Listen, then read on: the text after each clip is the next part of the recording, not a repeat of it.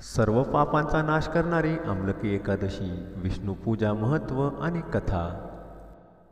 हिंदू धर्मानुसार वर्षातील सर्व एकादशींना महत्त्व आहे. मासिक पाहिल्यास एकादशीचे व्रत एका महिन्यात दोनदा पाळले जाते, एक शुक्ल पक्षात आणि दुसरे कृष्ण पक्षात. या सर्वांचे स्वतःचे विशिष्ट महत्त्व आणि नाव आहे.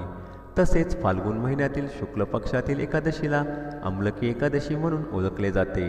तिला अनेक ठिकाणी रंगभरी एकादशी असेही म्हटले जाते.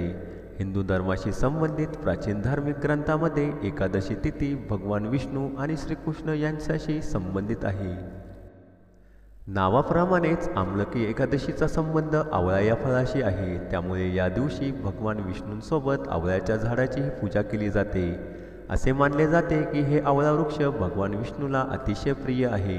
त्यामुळे या एकादशीला आवळा एकादशी किंवा अंमली ग्यारस असेही म्हणतात.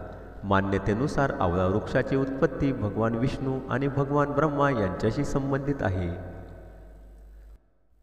त्यांच्या प्रत्येक भागात भगवान विष्णूचा वास असल्याचे मानले जाते. आमलकी एकादशीच्या दिवशी जे लोक आवळ्याच्या झाडाखाली बसून विष्णूंची पूजा करतात त्यांना विशेष लाभ होतो.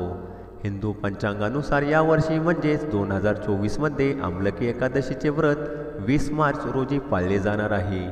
एकादशी तिथी 20 मार्च 2024 रोजी सकाळी 12:21 सुरू होईल आणि 21 मार्च रोजी उद्या तिथीनुसार पहाटे 2 वाजता समाप्त होईल. हे आमलकी एकादशी व्रत मंगळवार 20 मार्च 2024 रोजी पाळले जाईल. आमलकी एकादशीची कथा. धार्मिक दस्तावेजामध्ये आमलकी एकादशीशी संबंधित एक कथा आहे, ज्यानुसार एकदा भगवान ब्रह्मदेवाने स्वतःला जाणून घेण्यासाठी परब्रह्माची तपश्चर्या सुरू केली.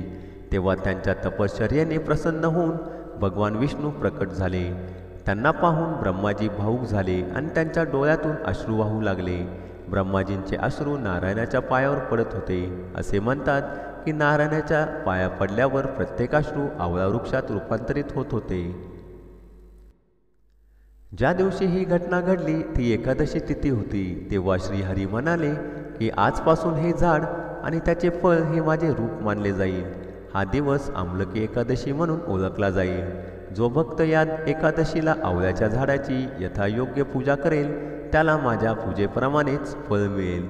त्याच्या सर्व पापांची क्षमा होईल आणि त्याच्या आत्म्याला मृत्यूनंतर मोक्ष प्राप्त होईल.